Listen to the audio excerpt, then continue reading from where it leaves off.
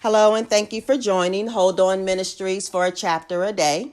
Today, we will be reading from Genesis 21. The Lord was attentive to Sarah, just as he had said, and the Lord carried out just what he had promised her. She became pregnant and gave birth to a son for Abraham when he was old, at the very time God had told him. Abraham named his son, the one Sarah bore him, Isaac. Abraham circumcised his son Isaac when he was 8 days old, just as God had commanded him. Abraham was 100 years old when his son Isaac was born. Sarah said, "God has given me laughter. Everyone who hears about it will laugh with me." She said, "Who could have told Abraham that Sarah would nurse sons? But now I've given birth to a son when he was old." The boy grew and stopped nursing. On the day he stopped nursing, Abraham prepared a huge banquet. Sarah saw Hagar's son laughing, the one Hagar, the Egyptian, had borne to Abraham.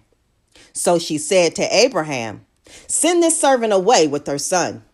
This servant's son won't share the inheritance with my son Isaac." This upset Abraham terribly because the boy was his son. God said to Abraham, "Don't be upset about the boy and your servant. Do everything Sarah tells you to do, because your descendants will be traced through Isaac. But I will make of your servant's son a great nation too, because he is also your descendant."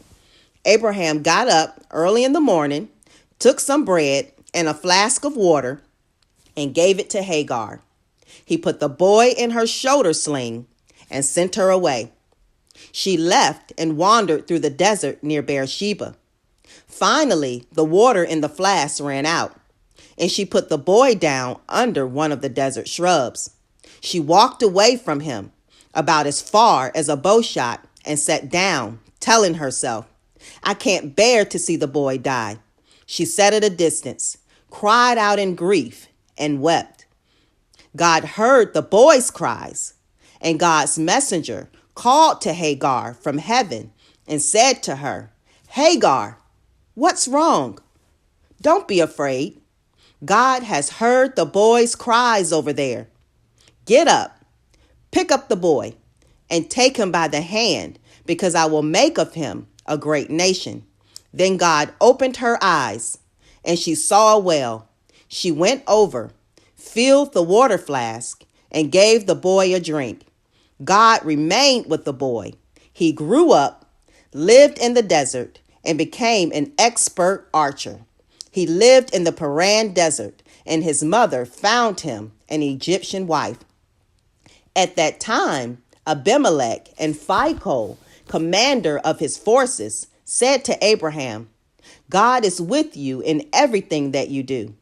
So give me your word under God that you won't cheat me, my children, or my descendants. Just as I have treated you fairly, so you must treat me in the land in which you are an immigrant."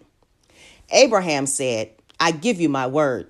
Then Abraham complained to Abimelech about a well that Abimelech's servants had seized. Abimelech said, "I don't know who has done this, and you didn't tell me. I didn't even hear about it until today." Abraham took flocks and cattle, gave them to Abimelech, and the two of them drew up a treaty. Abraham set aside by themselves 7 female lambs from the flock. So Abimelech said to Abraham, "What are these 7 lambs you've set apart?" Abraham said, "These 7 lambs that you take from me will attest that I dug this well." Therefore, the name of that place is Beersheba, because there they gave each other their word.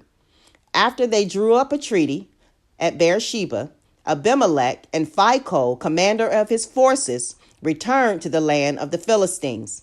Abraham planted a tamarisk tree in Beersheba, and he worshipped there in the name of the Lord El Olam. Abraham lived as an immigrant in the Philistines' land for a long time.